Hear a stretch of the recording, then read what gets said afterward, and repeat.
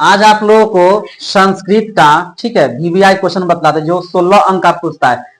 Part 1 बतलाए हुए, ठीक ना, पार्ट 1 का बतलाए हुए 10 क्वेश्चन लगभग। फिर आज हम 10 क्वेश्चन बतला रहे पार्ट 2 में, ठीक है। संस्कृत का जो 16 अंक का पूछता है ना, जो 16 पूरा क्वेश्चन रहता है, 16 टोटल क्वेश्चन, उसमें 8 गो बना रहता है, वो बोला, ठीक है। करमवीर कौन था, उसके जीवन से हमें क्या शिक्षा मिलती। पहला क्वेश्चन है, करमवीर कौन था, उसके जीवन से हमें क्या शिक्षा मिलती है, तो समझ लें। करमवीर कौन था, तो करमवीर कौन था, राम प्रवेश, जो राम प्रवेश नामक नहीं रहता लड़का, वो, ठीक है। तो करमवीर कौन था, राम प्रवेश। तो उसके जीवन से क्या शिक्षा मिलती है हमें, कि हमें ना, अगर कितना भी हम, राम प्रवेश तो गरीब था, लेकिन वो मेहनत किया, परिश्रम किया, तब ना वो आईएएस एग्जाम पास किया, ठीक है। केंद्रीय लोक सेवा का जो परीक्षा था उसमें पास किया, अपने जिला का, अपने गांव का, अपने राज्य का नाम रोशन किया। तो इस पाठ से हमें क्या शिक्षा मिलती है, कि धन अभाव, मतलब तुम्हारे पास धन रहे चाहे नहीं रहे, ठीक है, लेकिन तुम मेहनत करके, परिश्रम करके किसी भी लक्ष्य को प्राप्त कर सकता है, मेहनत के द्वारा, परिश्रम के द्वारा। तो राम प्रवेश भी बहुत गरीब था, दलित लड़का था, लेकिन वो मेहनत न किया और अपने जीवन में क्या पाया, परीक्षा दिया आईएएस का, ठीक है, केंद्रीय लोक सेवा का, और वो पास होकर अपना नाम रोशन किया, ठीक है।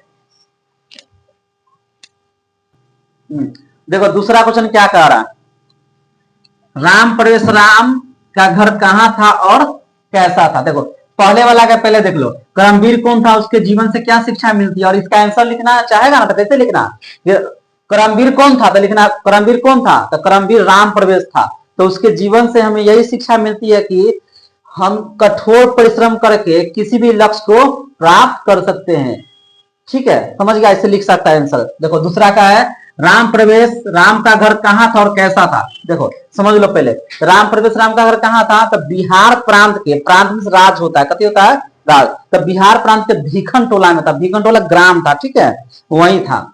और कैसा था, तो उसका घर कैसा था, बहुत ही बुरी हालत में था, उसका घर ना जर्जर था, झोपड़ी के था, मतलब गरीब था तो झोपड़ी के ना रहेगा, झोपड़ी के था। और उसका ऐसा घर था, जब बारिश होता था, बारिश से सब भीग जाता था, बारिश से बचने लायक घर नहीं था किसके पास, राम प्रवेश के पास। सिर्फ धूप से बचता था, वो सब सिर्फ धूप को रोकता था उसका घर, लेकिन बारिश होता था ना, तो उसके घर में पानी भर जाता था, इतना वो गरीब था, ठीक है। तो उसका घर कैसा था, झोपड़ी नुमा था, जर्जर था, बहुत उसकी हालत, घर की हालत बहुत ही खराब थी, ठीक है। वह दयनीय स्थिति में जी रहा था। तो तुमको लिखना है बना बना के, जब बात बना बना के लिखना, ठीक है। और हिंदी, संस्कृत और एसएसटी, इसमें मतलब बातें बना बना के लिखना होता है, कभी रटना नहीं, रटने वाला काम तो भूल से भी नहीं करना। तुम जितना उसको बात बना बना, ये इसमें तो दिले कि थोड़ा ही आंसर दिले कि राम प्रवेश का घर कहाँ था, बिहार प्रांत के भीखन टोला में था, उसका घर झोपड़ी नुमा था, जर्जर था, लेकिन तुम उसको और बात बना बना के लिख सकता है कि उसका घर की हालत बहुत ही खराब थी, दयनीय अवस्था में थी, उसके घर इतना खराब था कि जब वर्षा होता था उसके घर में पानी भर जाता था, ठीक है। वो बात तुमको बनाना है, तुम जितना 5-6 लाइन, 7 लाइन, 8 लाइन तुम लिखेगा, तो 7 लाइन 6 लाइन लिखेगा तो तुमको 2 में 2 नंबर देगा, ना तो 1 के नंबर देगा, ठीक है। देखो अगला क्वेश्चन देखो, स्वामी दयानंद पर रात्रि जागरण का क्या प्रभाव पड़ा। कौन चैप्टर के, स्वामी दयानंद जो चैप्टर है उसी में, ठीक है। तो समझ लो क्या प्रभाव पड़ा था। क्वेश्चन में करा, स्वामी दयानंद पर रात्रि जागरण का क्या प्रभाव पड़ा था। तो एक बार क्या हुआ कि स्वामी दयानंद जी के यहाँ ना शिवरात्रि था, महापर्व था, शिवरात्रि का महापर्व था। तो उन्होंने देखा कि उनके घर पर ही था शिवरात्रि का, शिवरात्रि नहीं होता है, ठीक है, पर्व था, महापर्व था। तो उन्होंने देखा कि एक चूहा, ठीक है, मूर्ति पर चढ़ के प्रसाद खा रहा है, मतलब मूर्ति पर चढ़ के, मतलब टहल रहा है, मूर्ति पर टहल के अब प्रसाद खा रहा है। तो उस समय तब बच्चा थे, बचपन की बात है ये।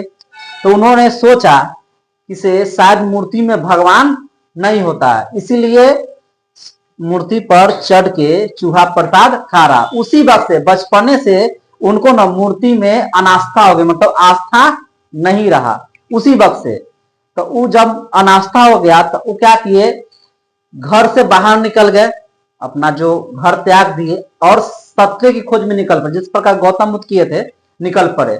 और उनको एक गुरु मिला था, विरजानंद, ठीक है, विरजानंद गुरु था, हाँ विरजानंद गुरु था, ठीक है। उनके गुरु का नाम क्या था, हाँ विरजानंद, ठीक है।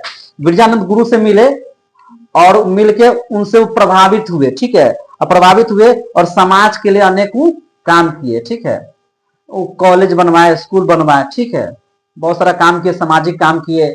जितना भी कुर्ती था उस समय पहले होंगे, स्वामी दयानंद समाज सुधार थे, कैसे न पढ़ाते, समाज में छुआछूत भेदभाव को बहुत सारा काम किए, दूर करने का प्रयत्न किए, जातिवाद का विरोध किए, स्त्री ने जो शिक्षा था उसका विरोध किए, सती प्रथा का विरोध किए, बहुत सारा सामाजिक काम किए। तो क्यों, क्या उन पर प्रभाव पड़ा था, समझ गया ना। एक चूहा जो था मूर्ति पर चढ़ के प्रसाद खा रहा था, तो वो सोचे कि मूर्ति में भगवान नहीं होता है, इसलिए वे मूर्ति पूजा के विरोधी बन गए। ऐसे भी एक और क्वेश्चन रहेगा, स्वामी दयानंद मूर्ति पूजा के विरोधी कैसे बने, इस टाइप के भी क्वेश्चन पूछेगा, ठीक है, कैसे बने थे कि ऐसे, इसका भी आंसर होगा कि एक दिन उन्होंने देखा उनके घर पर महाशिवरात्रि का पूजा हो रहा था, उन्होंने देखे कि मूर्ति पर चढ़ के चूहा प्रसाद खा रहा है, तो उसी वक्त से क्या हुए, मूर्ति पूजा के विरोधी बन गए। तो वो भी क्वेश्चन पूछेगा तो आंसर लिख देगा, ठीक है। अच्छा, ये क्वेश्चन पूछेगा तो आंसर लिख देगा। अब पार्ट 1 में भी क्वेश्चन पढ़ लेते कि उनका क्या वो कार्य किए थे मध्यकाल में, ठीक है। देखो इसका चौथा क्वेश्चन देखो, बाघ ने स्वयं को अहिंसक सिद्ध करने के लिए क्या तर्क दिया, क्या तर्क दिया था अहिंसक सिद्ध करने के लिए, ठीक है। ये कौन कहानी क्या है, व्याघ्रपति कथा है ना, व्याघ्रपति कथा, ठीक है। तो क्या तर्क दिया था, कहानी हम पढ़े ले तुम लोगों को, बाघ के पास सोने का कंगन था। जब वो बुजुर्ग हो जाता है, जब वृद्धावस्था में आ जाता है, तो एक तालाब के किनारे बैठ रहता है, और जितना भी राही जाता है उस रास्ते सबको कहेगा कि से मेरे पास सोने का कंगन है, ले लो ले लो, लेकिन कोई उसके बात में नहीं आता है। लेकिन एक जो रहता है पार्थिक, मतलब एक राही जो रहता है उसके बात में आ जाता है। तो वो राही इस पर विश्वास नहीं कर रहता है, क्योंकि बाघ तो हिंसक जानवर है। वो सोच रहा था कि हम जैसी बाघ के बात में आएंगे उसके पास में जाके हमको मार के खा जाएगा, ये ना कहानी है। तो जब विश्वास नहीं करे था पार्थिक बाघ पर, नहीं कर रहा था विश्वास पार्थिक बाघ पर, तो बाघ क्या तर्क देता है, वही इसमें कह रहा है कि बाघ ने स्वयं को अहिंसक सिद्ध करने के लिए क्या तर्क दिया था। तर्क दिया कि मैं जब जवान था ना, जब मैं जवान था मतलब अपना जवानी में था, तो अनेक गौ को, गाय के, मनुष्य को मारकर खाया, जिसके कारण क्या हुआ कि मेरी पत्नी और बेटा का मृत्यु हो गया, ठीक है। मतलब मेरी पत्नी मर गया, बेटा भी मर गया, मैं अनाथ हो गया, क्योंकि मुझ पर पाप चढ़ा। मैंने जो गाय को मारा, मनुष्य को मार के खाया, जिसमें मेरे पाप के कारण मेरी पत्नी मर गया और बेटा भी मर गया, ठीक है, मैं अनाथ हो गया। और मेरा, अब मैं बुजुर्ग हो गया हूं, मैं वृद्धावस्था में हूं, मेरे नाखून भी गल गए, दांत भी गिर गए हैं, अब मैं शिकार करने लायक नहीं हूं। तो जो मैंने जवानी में जो पाप किया है उस पाप को धोना चाहता हूं, और मैं धार्मिक कार्य करना चाहता हूं, मैं दान देना चाहता हूं। से मैं दान दूंगा ना तो मुझ पर जितना पाप है वो दूर हो जाएगा। तो ये बात सुन रहा था पार्थी, तो पार्थी उससे प्रभावित हो रहा था।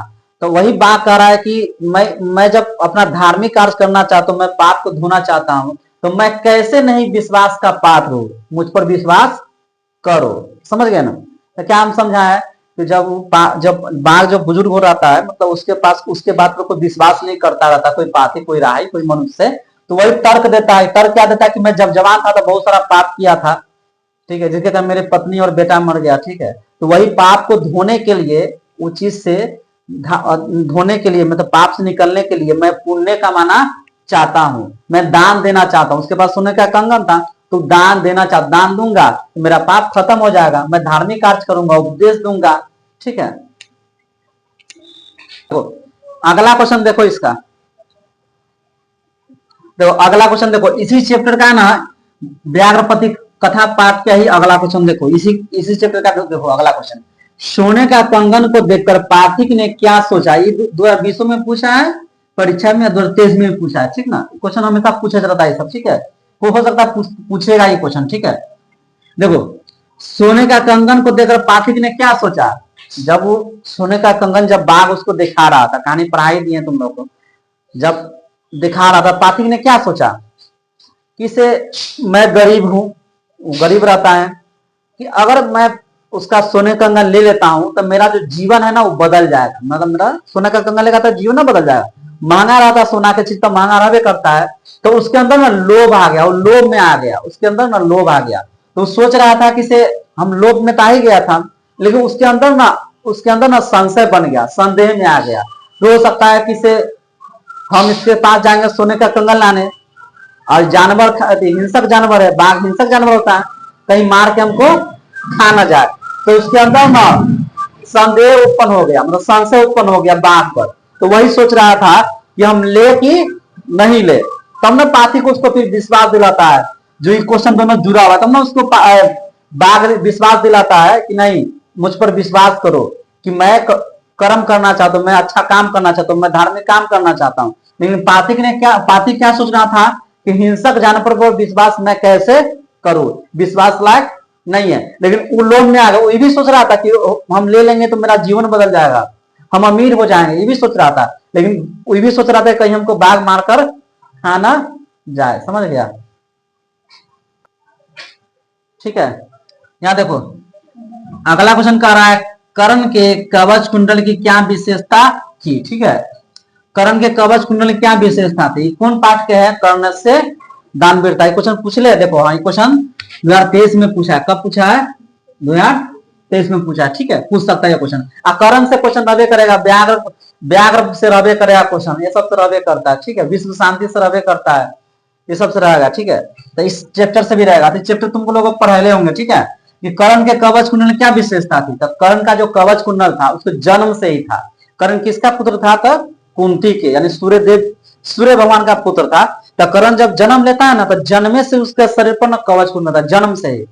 तो जब तक उसके शरीर में कवच कुंडल रहता तो उसे कोई नहीं मार सकता था, उसका जीवन ना अमर था। जब तक उसको कोई नहीं मार सकता, जब तक वो कवच कुंडल उसके पास रहता। कवच कुंडल तो मांग लेता है, इंद्र भगवान आता है साधु के वेश में, ऋषि मुनि के वेश में, तो मांग लेता कवच कुंडल। क्यों मांगता है? क्योंकि अर्जुन को जिताने के लिए। उसको भेजता कौन है? कृष्ण भगवान। जब कृष्ण भगवान महाभारत युद्ध में देखता है कि कर्ण को कोई नहीं मार सकता है, कर्ण को तभी मार सकते हैं युद्ध में जब उसके पास से, जो उसके जन्म से ही शरीर में लगा होता ना कवच, मतलब शरीर में, कुंडल में कान में। ठीक है, तो कर्ण को जन्मे से रहता है, क्यों? सूर्य देव का वरदान रहता है कवच कुंडल। कृष्ण देखता है कि हाँ, इसको कोई नहीं मार सकता युद्ध में, अर्जुन नहीं जीत सकता इससे युद्ध में, तब कवच कुंडल उससे मंगवाता है। किसके माध्यम से? तो इंद्र भगवान के माध्यम से उसको कवच कुंडल उसे ले लेता है। तो कर्ण तो दानवीर था, वो स्नान करके जब सुबह सुबह निकलता है, जो भी व्यक्ति उससे कुछ मांगता है तो कर्ण उसको दे देता है। तो वही इंद्र भगवान जब आता है उसके पास, तो वही मांग चीज करता है। हालांकि उससे पहले कर्ण बहुत कुछ कहता है कि आपको क्या चाहिए बोलिए, तो इंद्र भगवान कुछ न बोलता है उसको। ठीक है, कुछ न बोले रहता है। लेकिन जब अंतिम में जब कर्ण को तो पहले आभास हो ही जाता है, क्या सूर्य देव उनको अलर्ट कर देता है, मतलब सतर्क कर देते हैं कि तुम्हारे पास इंद्र जी आएंगे तुम्हारा कवच कुंडल मांगने। तो उनको पहले से मालूम रहता है कि कवच कुंडल से हमको मांगेंगे। ठीक है, फिर भी वो दे देते हैं। तो सबसे बड़ा दानवीर हुए कि ना, कर्ण इतना महान दानवीर कोई नहीं था, क्योंकि कोई व्यक्ति अपना जीवन थोड़ी दे सकता। तुमसे कोई जान मांगेगा, तुम जान दो भीख में दे देगा?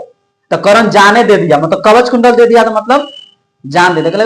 उसी में उसका पूरा पावर था, शक्ति था। ठीक है, वो दे दे, जाने तक हम देंगे तब मेरी मृत्यु निश्चित है, तो वही मैंने चीज दे दिया उसको। तो यही कहा, इसको लिखना आंसर, कर्ण के कवच कुंडल की यही विशेषता थी कि जब तक उसके शरीर में कवच कुंडल धारण किया हुआ रहता तो उसे कोई नहीं मार सकता था। ठीक है, और तुम लिख सकता है कर्ण सूर्य देव का पुत्र था, जन्म से ही उसके शरीर पर कवच कुंडल था। इसको बना के तुम इसको लिख सकता है। ठीक है, ठीक है। देखो अगला क्वेश्चन, देखो कर्ण से दानवीरता पाठ से ये दूसरा क्वेश्चन देखो, करा कर्ण से दानवीरता पाठ के आधार पर दान के महत्व का वर्णन करे। देखो क्वेश्चन समझ लो, कर्ण के बारे में तो थोड़ा बहुत समझा दिए हैं, इसके बारे में थोड़ा हम और डिटेल में समझा देते। ठीक है, कर्ण क्या कौन था? तो कर्ण का परिचय हम कैसे जानते हैं? कर्ण महान दानवीर था। दानवीर के कारण जानते हैं कि कर्ण महान दानवीर था। दानवीर की इसी प्रवृत्ति के कारण इसी कारण वो इतिहास में क्या हो गया? अमर हो गया। कर्ण को सब कैसे याद करता है? हम लोग कैसे याद करते हैं? हाँ, कर्ण इतना महान दानवीर कोई नहीं है, ये ना हम जानते हैं। तो कर्ण इतना महान दानवीर था कि वो इतिहास में अमर हो गया।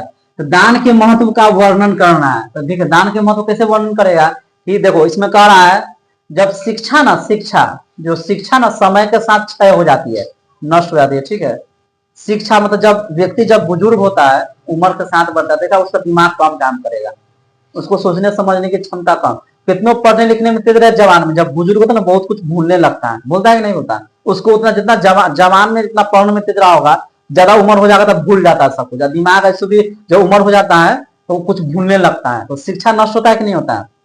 समय बीतने के साथ ना जो बड़ा बड़ा वृक्ष रहता है वो भी आई ना कब तक गिरवे करेगा, आई ना गिरे 10 साल बाद गिरे, जब वृक्ष होता है तो कभी ना कभी तो वो खत्म होना ही है। बड़ा बड़ा समुद्र भी सूख सकता है, नदी भी सूख सकता है, भूमि का जो जल है वो भी सूख सकता है, ठीक है, सूखिया जाता है गर्मी में, और समुद्र बड़ा बड़ा नदी भी सूख गया, बहुत सारा नदी तो सरस्वती सब, ठीक है।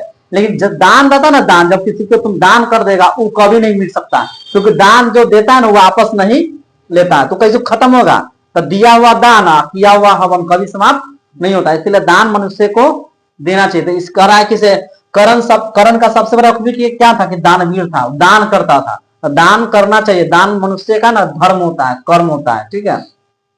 अगर तुम दान कर रहा है तो बहुत ही नेक काम कर रहा है, बहुत अच्छा काम कर रहा है, समझ गया ना। कि सब इसको आंसर कैसे लिखना कि दान का महत्व यह है कि समय के साथ शिक्षा नष्ट हो सकती है, बड़े बड़े वृक्ष उखड़ सकते हैं, बड़े बड़े समुद्र सूख सकते हैं, जलाशय सूख सकते हैं, लेकिन दिया हुआ दान सदैव स्थिर रहता है, वो हमेशा रहबे करेगा, कभी खत्म नहीं होगा। जो जो तुम किसी को दान देगा सो तुमको लौटाने नहीं आएगा, ना तुम उसको ग्रहण करेगा वापस, ठीक है, दे दिया सो दे दिया। देखो अगला क्वेश्चन है, विश्व अशांति के क्या कारण है, 3 वाक्यों में उत्तर दे, ठीक है। ये विश्व शांति चैप्टर का विश्व शांति चैप्टर क्वेश्चन है, ठीक है। विश्व शांति क्या शांति है, वहां विश्व शांति, ये क्वेश्चन 11, 15, 17 में पूछा है, ठीक है, और इम्पोर्टेंट, बहुत इंपोर्टेंट क्वेश्चन पूछ सकता है, ठीक है, हालांकि पूरा क्वेश्चन इंपोर्टेंट है, ठीक ना। देखो इसमें तो विश्व अशांति के क्या कारण है, तो अशांति में होता है क्या, अशांत होना, तो क्या कारण है, तो विश्व शांति का 2 प्रमुख कारण है, द्वेष और घृणा, द्वेष और असहिष्णुता, उसको द्वेष में घृणा भी कहते हैं, ठीक ना। और असहिष्णुता, असहिष्णुता माने क्या होता है कि जब कोई देश, यानी ऐसे मानो कि ऐसे समझ लो कि असहिष्णुता माने क्या होता है कि तुम्हारे पास सब्र नहीं है, तुम दूसरे को कुछ नहीं बुझ रहा है, दूसरे धर्म को उतना नहीं मान रहा है, ठीक है, मतलब तुम हमेशा लड़ाई करता है, तुम्हारा अंदर कोई भी दूसरा के प्रति अच्छा फीलिंग नहीं है, तो उसको क्या कहेंगे, असहिष्णुता। और द्वेष में क्या होता है, घृणा, क्या होता है, घृणा। तो विश्व शांति क्या कारण, 2 कारण है प्रमुख, द्वेष और असहिष्णुता। जब धर्म के नाम पर, जाति के नाम पर आपस में सब लड़ेगा, जो पूर्व में होता था और अभी भी होता है, तो उसे क्या होगा, घृणा उत्पन्न होगा। जैसे कि कोई देश अगर दूसरा देश तरक्की कर रहा है, उसको देख के जल रहा है, द्वेष कर रहा है, घृणा कर रहा है, तो विश्व में शांति फैलेगा। जैसे अमेरिका तरक्की कर रहा है तो चीन जलेगा, चीन तरक्की करा तो अमेरिका जलेगा, रूस तरक्की करा तो अमेरिका जलेगा, भारत तरक्की करा तो पाकिस्तान जलेगा, भारत तरक्की करा तो चीन जलेगा, तो द्वेष उत्पन्न होता है, ठीक ना। जब द्वेष उत्पन्न होगा एक देश से दूसरे देश के में, तो उसके क्या होगा, नफरत उत्पन्न होगा, नफरत से क्या होगा, लड़ाई उत्पन्न होगा, ठीक है, उसे क्या होगा, विश्व में अशांति का माहौल हमेशा बनल रहेगा, ठीक है। उसका क्या कहता है इसमें, असहिष्णुता बताया दिया। असहिष्णुता मतलब किसे, कोई मतलब कोई देश मतलब असहिष्णु नहीं रहेगा, मतलब किसी दूसरे धर्म को, दूसरा मतलब दूसरे जाति को उद्देश्य में जो बहुसंख्यक को टारगेट करेगा, ठीक है, हमेशा उसमें ना सब्र नाम की चीज नहीं रहेगा, उसको क्या कहेंगे, असहिष्णुता, समझ गया ना। देखो अगला क्वेश्चन, 9वां क्वेश्चन देखो, देवव्रत की प्रतिज्ञा क्या थी, ठीक है, देवव्रत की प्रतिज्ञा क्या थी, समझो। देवव्रत कौन है, जो भीष्म पितामह जो महाभारत में है, उन्हीं का बचपन का नाम क्या है, देवव्रत। ये दूर्त पाठ का शुरू हो गया, ठीक है, दूर्त पाठ, ठीक है, ये तो विश्व शांति का था, उसका दूर्त पाठ है ना, उसमें का क्वेश्चन है, ठीक है, तो क्वेश्चन बहुत वीवीआई पूछ सकता है, ठीक है। देवव्रत की प्रतिज्ञा क्या थी, किसे जो भीष्म पितामह जो महाभारत में, उन्हीं का बचपन का नाम, तो होता है क्या से, देवव्रत के पिता का नाम शांतनु रहता है, समझ लो, समझेगा अपने लिख सकता है, ठीक है, शांतनु रहता है, तो उनको ना कन्या पसंद आता है, एक लड़की पसंद आता है जिसका नाम रहता है सत्यवती, तो उसके पिता का नाम क्या रहता है, धीवर, क्या रहता है, धीवर, पहले से ही रहता है, मतलब इनके पिता का नाम रहता है शांतनु, तो इनके पिताजी को एक लड़की पसंद आता है, कन्या, तो उनके कन्या सत्यवती नाम की कन्या रहता है, एक लड़की रहती है, जब धीवर की जो कन्या रहता है, पुत्री रहता है, वो पसंद होता है, ठीक है। लेकिन जो सत्यवती का जो पिता रहता है धीवर ने एक शर्त रखता है, शर्त क्या रखता है कि मेरी पुत्री का जो पुत्र रहेगा ना वही राजा बनेगा, मेरे मतलब मेरी सत्यवती के जो पुत्र होगा वही राजा बनेगा, देवव्रत नहीं बनेगा। मतलब भीष्म जो रहता, भीष्म का जो बोले ना कि इनके बचपन का नाम जो भीष्म पितामह, मतलब देवव्रत राजा नहीं बनेगा। जैसे ही देवव्रत जानता है कि अपना, जानता ही बात कैसे से बात है कि शर्त रख दिया है बीवर कि मेरी पुत्री का एक पुत्र राजा बनेगा, तो जैसे ही जानता है इच्छा कि मेरे पिताजी को एक कन्या लड़की पसंद आया और जिसे शादी करना चाहता हूं, उनके पिता एक शर्त रख दिया। जैसे ही जानता है तो उसका क्या कहता है कि हाँ ठीक है, हम शादी नहीं करेंगे, हम जीवन भर ब्रह्मचर्य रहेंगे। ब्रह्मचर्य मतलब क्या होता है कि शादी विवाह नहीं करेगा और गद्दी भी नहीं लेगा। गद्दी मतलब जो राज गद्दी रहता है, जो जो बड़ा बेटा रहता है वही ना राजा बनता है, नियम यही ना कहता है। तो पहले से तो बड़ा यही हुआ। उनकी उनकी जो उनके पिताजी को लड़की पसंद है तो उनका जो पुत्र होगा तो छोटे ना होगा, उसका भाई होगा, सौतेला भाई मानो उसको। तो जब जैसी अपना पिता की इच्छा जानता है ना तो कहता ठीक है, हम शादी नहीं करेंगे, हम ब्रह्मचर्य जीवन का पालन करेंगे और गद्दी भी नहीं लेंगे। तो इसका आंसर कैसे लेना लिखना, देवव्रत की यही प्रतिज्ञा थी कि वह जीवन में ब्रह्मचर्य रहेगा और सत्यवती का पुत्र ही राजा बनेगा। मतलब पिता की इच्छा के लिए सब कुछ करने को तैयार हो गया, वो सोच रहा था कि पिता से बढ़कर कुछ नहीं है। और इस पाठ में एक और क्वेश्चन आएगा, विषम प्रतिज्ञा पाठ से क्या शिक्षा मिलती है, ये भी क्वेश्चन आएगा पाठ में। तो क्या शिक्षा मिलती है कि हमें यही शिक्षा मिलती है इस पाठ से कि हम अपने माता पिता की इच्छा की पूर्ति के लिए हमेशा तैयार रहना चाहिए। फिर तुमको एक और क्वेश्चन मिलेगा तुमको, हाँ दो तीनों क्वेश्चन इसी प्रकार मिलेगा, ठीक ना। देखो यहाँ ये क्वेश्चन है, ठीक है। अंतिम क्वेश्चन देखो, विधान चंद्र राय के किस गुण के कारण प्राचार्य लज्जित हुए, है ना क्वेश्चन अंतिम में। विधान चंद्र राय के किस गुण के कारण प्राचार्य लज्जित हुए, मतलब प्राचार्य मतलब हेड मास्टर प्रिंसिपल, ठीक है। देखो ये क्वेश्चन समझ लो, ये क्वेश्चन कभी नहीं पूछा, इस बार पूछ सकता, कभी पूछ नहीं किया कोई साल, दो पाली में परीक्षा होता है, ये भी समझाते हैं, ठीक है। देखो विधान चंद्र राय के किस गुण के कारण प्राचार्य लज्जित हुए, समझ लो। तो विधान चंद्र राय जिस कॉलेज में पढ़े थे या जिस मतलब कॉलेज में पढ़े थे, तो वहां के प्राचार्य जो था, प्राचार्य उनके ना गाड़ी से एक वृद्ध को ठोकर लग गया, मतलब बुजुर्ग व्यक्ति को, उनके सामने के बाद उनके सामने लगा था। तो प्राचार्य जो प्रिंसिपल था वो सोचा कि तो मेरा ये कोई नहीं देखा, वो सिर्फ ये देखा था विधान चंद्र राय ठोकर लगे देखा। तो प्राचार्य क्या सोचा प्रिंसिपल, ये तो मेरा स्टूडेंट है, कोर्ट में जब मामला जाएगा तो झूठ बोलेगा कि ठीक है नहीं लगा था। हाँ तो क्या समझा रहे थे, इसे जो विधान चंद्र राय के सामने उनके प्रिंसिपल द्वारा, प्राचार्य द्वारा एक वृद्ध व्यक्ति को ठोकर लग गया, ठीक है, ठोकर लग गया। तो वो प्राचार्य सोच रहा था कि इसे मेरा स्टूडेंट है, मेरा विद्यार्थी है, तो न्यायालय में झूठ बोल देगा, झूठा गवाही देगा कि नहीं ठोकर लगा, इनसे ठोकर नहीं लगा। वो तो ठोकर मार के निकल जाते हैं, ये देख लेते कि कौन ठोकर मारा है, लेकिन न्यायालय में जब ना जाके विधान चंद्र राय क्या सच बोल देते कि मेरा प्राचार्य ही था, सच बोल देते, क्या होता है प्राचार्य को दंड भरना पड़ता है। दंड अब जैसे बड़े पैसा दिया होगा, ठीक है, दंड भरना पड़ा। तो इस कारण गुस्सा में आके क्या हुआ कि परीक्षा जब देने आते हैं ना विधान चंद्र राय, जब परीक्षा देने जाते हैं तो उनको ना परीक्षा नहीं देने देता है, गुस्सा से। हेडमास्टर रहता है, उसको जो चाहेगा वही ना होगा, तो उसको परीक्षा से भगा देते हैं, किसी कारण से उनको अनुत्तीर्ण कर देते हैं परीक्षा में, ठीक है, नहीं देने देते हैं। क्या होता है कि से तो अगले बार फिर अगले साल फिर विधान चंद्र राय कुछ नहीं बोलते हैं, उनको जब अनुत्तीर्ण कर देते कुछ नहीं बोलते हैं, ठीक है, यानी मानो को फेल कर दिए, ठीक है, फेल कर दिए परीक्षा में, तो हेड मास्टर तक फेल कर दिया, कुछ नहीं बोलते। फिर अगले साल जब परीक्षा देने आते हैं तो भूल जाते हैं, कौन भूल जाते हैं, जो प्रिंसिपल भूल जाता है कि मेरे ही कारण ना इसको एक साल बर्बाद गया है, ठीक है। तो जब वो पूछता है कि पिछले साल क्यों अनुत्तीर्ण हुआ, क्यों फेल हो गया, ठीक है, तो वो जवाब देता है कि आप ही के वजह से हुआ, आप ही हमको क्रोध में आके ऐसा ऐसा किए मेरे साथ, ठीक है। जब ये सुनते हैं विधान चंद्र राय तो बहुत लज्जित होते हैं, शर्मिंदगी महसूस करते हैं अपने आप पर कि मैंने गलत किया, क्योंकि गलती था हेडमास्टर के, वो मारा बुजुर्ग के, तो सही ना बात बोला कि ये व्यक्ति मारा, मेरा प्रिंसिपल था।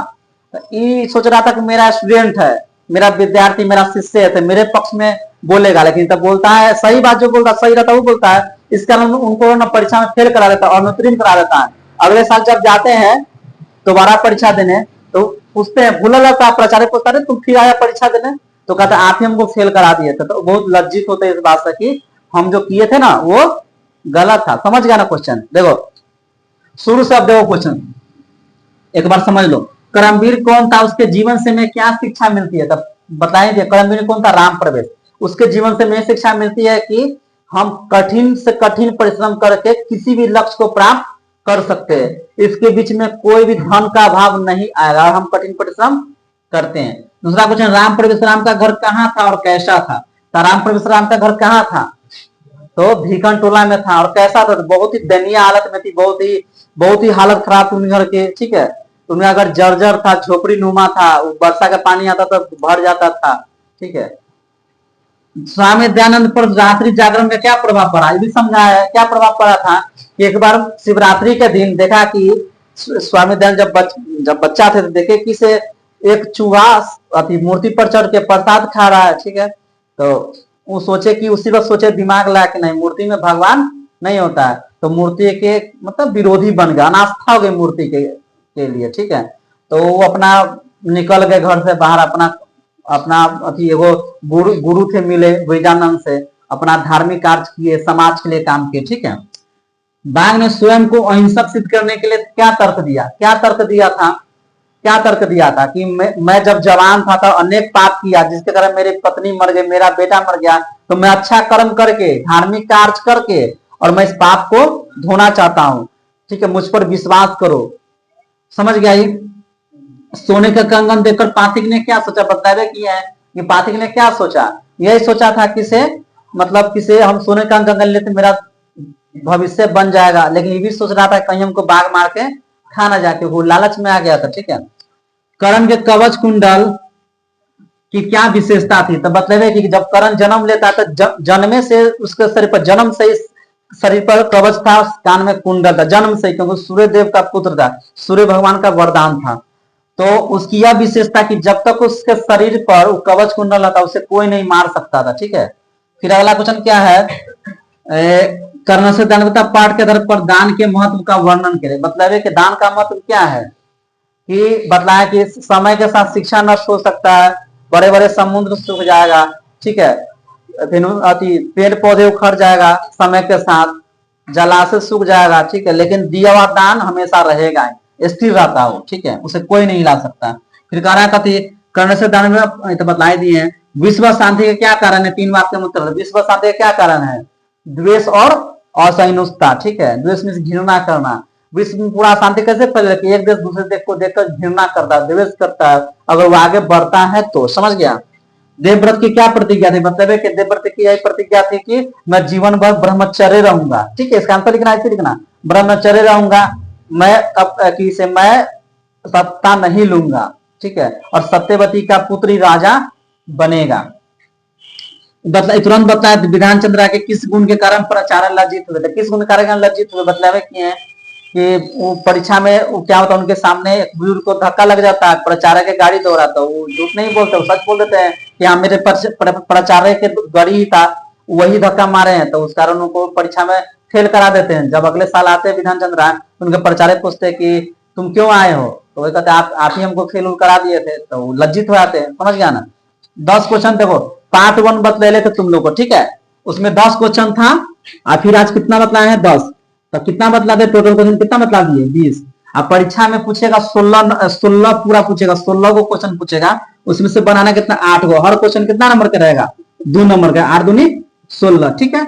जितना 20 में से बताया ना, तो 20 में से पक्का तुमको 10 क्वेश्चन आ ही जाएगा, 10 से 12, तुमको बनाना 8 को ना रहेगा। और तो ऐसा होगा कि तुमको 100 क्वेश्चन अवैध रहेगा। फिर इसका पार्ट 3 बतला देंगे, कम से कम देखो 2 पाली में परीक्षा होता है मैट्रिक का, तो एक पाली में 16, फिर एक पाली में 16, तो पूरा कितना हो जाएगा? 32। मतलब तुमको देखा जाता है 32 क्वेश्चन थोड़ा लॉजिक से याद होना चाहिए। 32 हो सकता है कि दोनों पाली का ई पाली में पूछे तो वो पाली में ना पूछे, इसलिए और क्वेश्चन बताना होगा, ठीक है। तो पार्ट 1 पार्ट 2 एक और बनाएंगे, पार्ट 3 इसमें थोड़ा पूरा कंप्लीट हो जाएगा, ठीक है। हाँ, तो समझ गया पूरा क्वेश्चन, ठीक है। हाँ, जो भी बच्चे जो मेरा वीडियो से जुड़े हुए और हमेशा रेगुलर देख रहे हैं, ठीक है, वो चैनल को सब्सक्राइब कर दे, लाइक कर दे, कमेंट भी करे। तो सब्सक्राइब करने से क्या होगा कि आपको ना आगे वाला वीडियो मिलता रहेगा, ठीक है। और बढ़िया से तैयारी करा रहे हैं, ठीक है, कोई दिक्कत नहीं होगा कोई विषय में, ठीक है।